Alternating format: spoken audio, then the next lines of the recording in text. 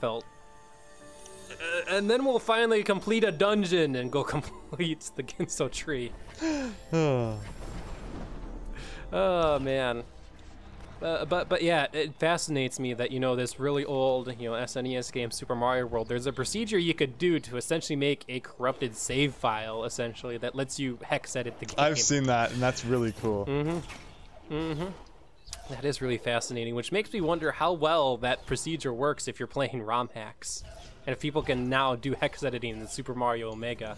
See, I wonder, because when you start hacking the ROM, it expands it, and things get probably pushed around to different areas, so it might not work exactly the same way for each hack. Yeah, you might have to develop a different procedure to do it with different hacks. Yeah, but depending on where various information is located in the ROM, right? Yeah, but I think it's safe to say that you know, the procedure itself isn't you know, doomed from the start for ROM hacks, and would just have to be adjusted for, you know, how that ROM is set up. Because it's like hackception. Yeah. hacking the hack. Oh. Hacking the hack. Before you know it, there's now going to be a what would you call it, antivirus mod you can now put in your Super Mario World ROM. Oh. Preventing your game from getting jailbroken. Oh dear. Oh, I haven't played this cutscene yet. Oh, that would be something. Honestly, if people are willing to put in the effort to jump precisely for like half an hour, good for them. They can break it if they want. Jump in precise positions for a half hour. As I remember seeing, I think it was in a comment thread, I'm not sure if it was on a YouTube video or Reddit thread or whatnot, but the fact that, you know, we could drill break Super Mario World and basically run our own code means that essentially, if there is a bug or an exploit found in an SNES simulator in any future Nintendo console, that the fact that Super Mario World you could do that means you could essentially jailbreak a console if there's a bug in the emulator. That's a key fact, though. There would have to be a bug in the emulator. But the fact you could run your own code pretty much means, okay, there's a bug in the emulator. You could pretty much open up a jailbreak any console with that, too, that emulates the SNES. That's actually really interesting. I'd never thought about it like that. It might mean that for future releases, by the way, we 100% in Thornfeld, future releases of Super Mario World on the Virtual Console, you'll be playing Super Mario World version 1.1 that has it patched out. But Milesluigi, speaking of a certain forbidden word that you just mentioned that Nintendo seems to hate, the Virtual Console. Okay. How about the fact we're hearing absolutely no news about that? And, you know, people are wondering what's up with that and the Switch right now. Does the Switch have any Virtual Console at all? You know what? I haven't cared enough to go into the shop to see if I could buy Super Mario Brothers again or Star Tropics again. I, honest to God, couldn't tell you. It's just so awful that every time a new Nintendo console comes out, it's like, all right, let's start Virtual Console again from the beginning. Here's Super Mario Brothers 1 and Donkey Kong, and it's like, oh,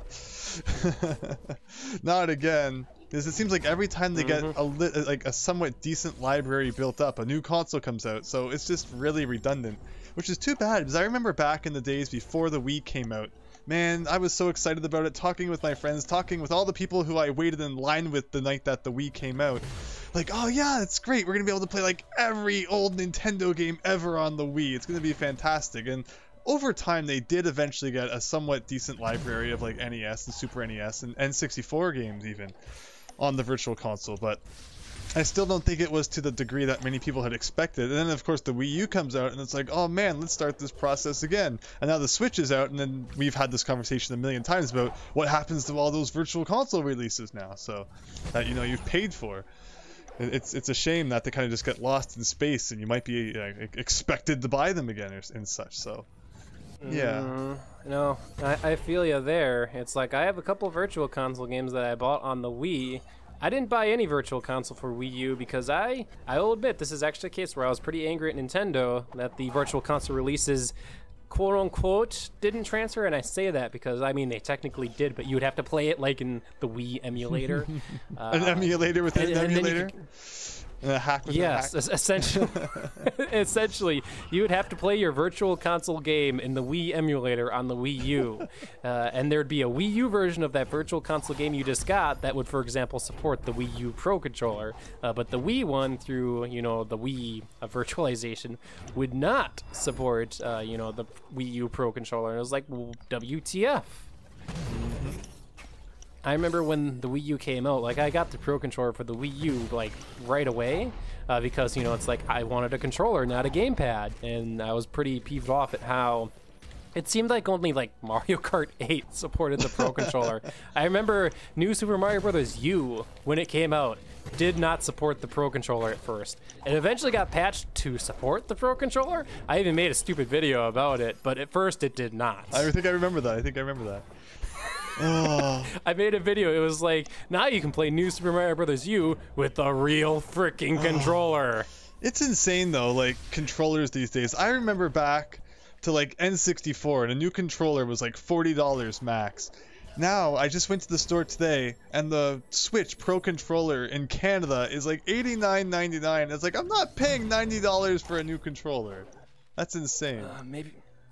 Maybe come to the United States, because they are $70 USD here, which is still expensive. Yeah, but by the time I convert my money, it's probably like $100. Oh, fair point. Fair point. It depends on the exchange rate. So, which I guess it depends on Donald Trump's mood as to what the exchange rate is. So good luck with that. Yeah. Still though, I hate the thought that controllers are more expensive than games. It's like, ugh. But I mean, it was really great back then. It was Nintendo 64 and I think even GameCube games. I never had any trouble getting 4 controllers because I always wanted to have that so people could come over and play Mario Party and Mario Kart. And yeah, for each of those consoles I had 4 controllers. But now, ever since the Wii, controllers have slowly been getting more expensive, and it's never fun. I've never had like I think more than 1 controller for a console since then. Just the one that I use for myself, and that's it. Multiplayer all takes place online now, I guess, so maybe the price increase is kind of their way of combating that, since people don't need to buy as many controllers, but it's still not fun. I'm not going to pay $100 after tax for the Pro controller. Yeah. I was about to ask, how many Wii emotes do you have? Because I know I have 2, by virtue of I got one with the Wii and I got one with the Wii U. Sorry, you cut out for just a second there. I heard... What exactly are you talking about? You got one with the Wii and one with the Wii U. Oh, I was asking how many Wiimotes you have. Oh, because Wiimotes? I have 2, because one came with my Wii, one came with my Wii U. Oh, so I have like 2 Wiimotes. I have like 5,000 Wiimotes. Getting rid of your Wii is the new rage. All of the garage sales that I've gone around to, everybody's selling their Wii. Like, just now that the Switch is out, it's 2 generations old, everybody's unloading their Wii.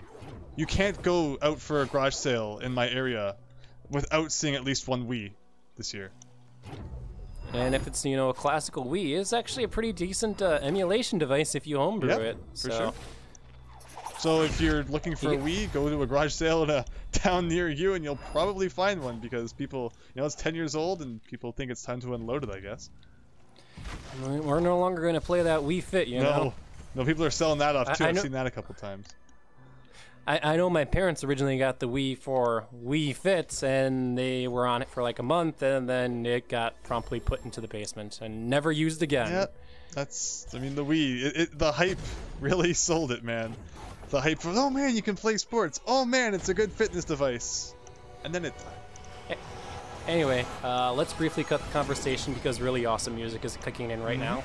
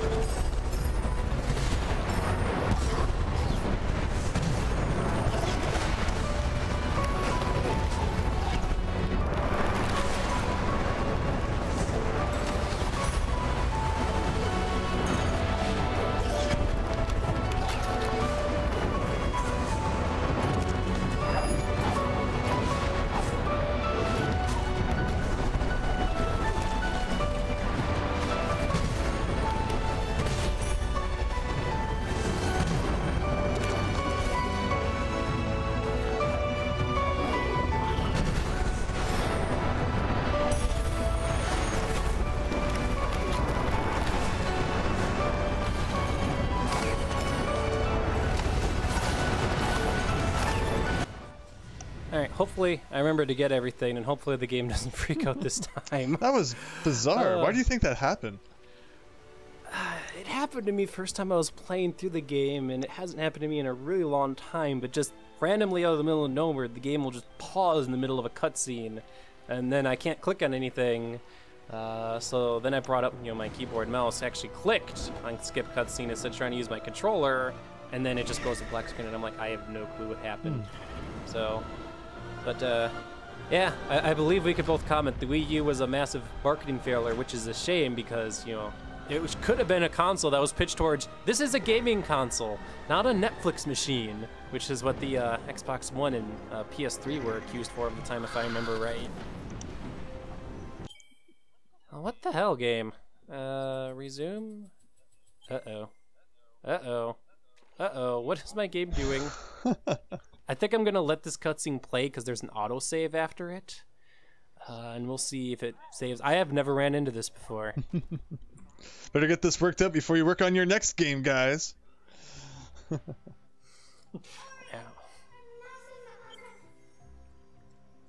Alright. The resume and skip cutscene buttons are still there. I was about to say, I could pull up debug mode and force a save. Oh, curiosity, do I have debug mode enabled? No, that's a screenshot button. I believe if I have debug mode enabled. I forgot what the debug button is if it's enabled, though. Is it that button? No. Wait, no, I do have debug mode enabled in the background. Tell you what, save. I'm gonna force a save. See if that gets us past that. I'm sorry, everybody. All right, I gotta reload the game now. Ah, no, not these blank screens that I just made. Thanks, Steam. I totally forgot I had debug mode on in the background. Well, I haven't had to use it. I mean, sequence breaking with debug mode. It's fun, but there's no challenge to it. Oh yeah, it's saved in Thornfelt. Okay, hopefully my game's not like glitched beyond oblivion now. Okay, good. Whew. Okay, all we did was miss a cutscene then. Did I get all of Ginso? I did. Okay, we're back on track, everyone. I think I'm gonna have to contact Ori the Blind Forest Definitive Edition developers and be like, hey guys, this happened twice for me. What did I do? Did I sequence break the game so hard that it couldn't handle it anymore?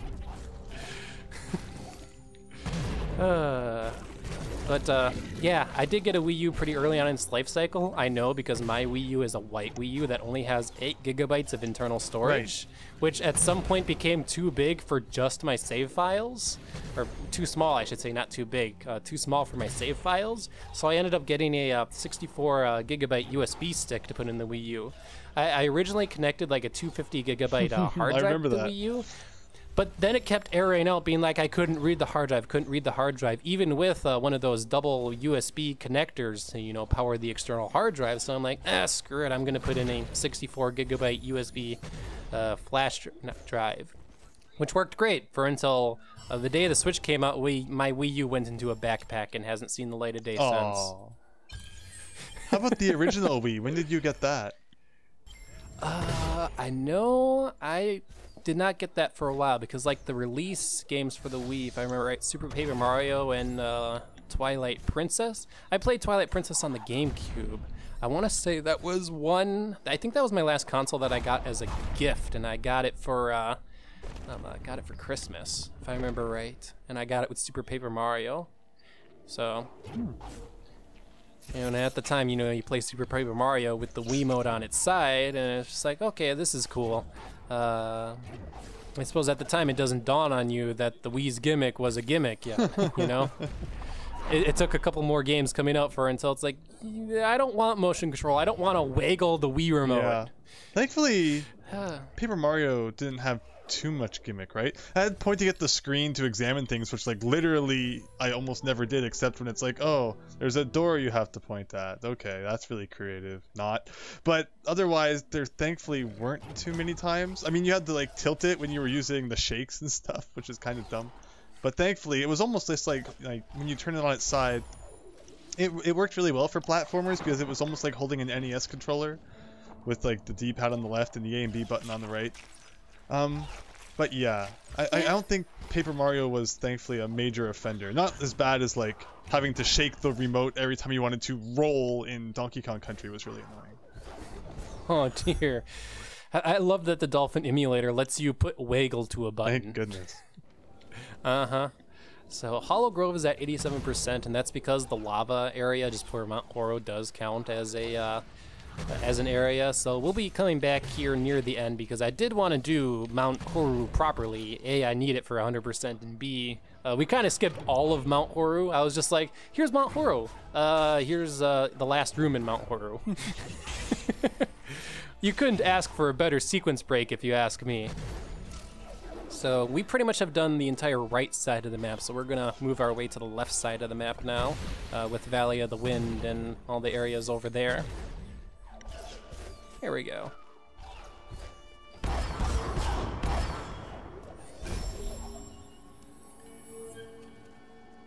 But yeah, my Wii U is just sitting in a backpack now. Unless I get back to my Paper Mario Lone Run, I'm probably not going to pull out my Wii U at all for any reason. There's nothing coming out for the Wii U. Literally the last thing that came out for the Wii U was Breath of the Wild, and I don't think there's anything else coming out for it ever. No, I'm pretty sure that's confirmed. So I'm surprised and happy that Nintendo actually released Breath of the Wild on the Wii U on the same day as the Switch release, too. Didn't pull a Twilight Princess and released it like a month later. No, I was very surprised. Then again, maybe Nintendo was just like, we want to be done with the Wii U, just done with it. So that might have been just like, let's get the Wii U version out right away so we could just be completely done. So, by the way, the ability that I just picked up, Rapid Fire, is probably one of the best abilities in the attack tree because this removes the cooldown between shots for a sign, which lets you basically become a machine gun.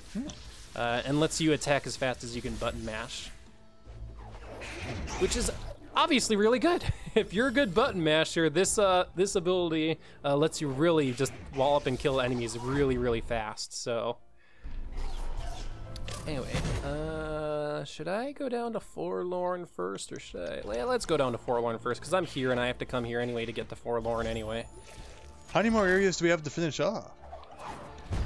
So we're gonna have Valley of the Wind, which I'm currently in, Forlorn, Sorrow Pass, and then finally Mount Horu. So I'd say we're about 2/3 done at this point.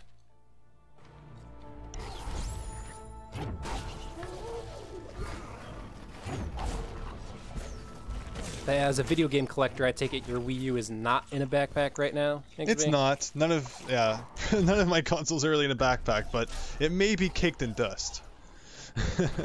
The Wii U... That was one problem I had with my Wii U, yeah, is that I would go months without playing it, and then I'd be like, I get the new game for the Wii U that came out by Nintendo, and it's covered in dust. Yep, that's exactly it. The last time I played my Wii U was probably Mario Maker like 5 months ago. Oh, jeez. I want to say Mario Maker was my last Wii U game, too. I'm trying to think, was there something newer than that I played? I don't think so. How much longer until Mario Maker Switch? See, I wonder that too, but it does, like, the touchscreen definitely doesn't really work the same way that the Wii U one did, which was perfect because you still had the stylus and it was obviously felt really good. But now that you have more of the like the smartphone style touchscreen, the tablet touchscreen, I definitely don't think it would be as convenient to like draw levels with it. I don't know. Well, if Nintendo does come out with Mario Maker Switch, A, curses, because, you know, I will pick it up, and B, would be, like, almost no reason to have a Wii U then. Yeah, it's definitely, like, one of the last saving graces of the Wii U. It was a really cool idea, and I'm really happy that they did it. It's just kind of too bad they waited so long. Would have been a neat game to have earlier in the Wii U's life. Like, yeah, it would. I really think that would have, like, opened up people's minds to the cool things that the Wii U can do, because at first they tried so hard to sell this screen. Meanwhile, none of the things that they did with it, it's like, okay, great, you can put a map on it, whatever. But if they had shown like Mario Maker within the first year or two of the Wii U, and then maybe release some other makers as time went on as well, like, you know, there's Zelda Classic out there, just make like a top-down Zelda maker, everybody would have bought that. Like, every single person in the world would have bought that, even if they didn't own a Wii U. Like, there's just so much lost potential that you look at that and you sometimes wonder what the heck Nintendo's thinking, because they just don't make the best decisions sometimes.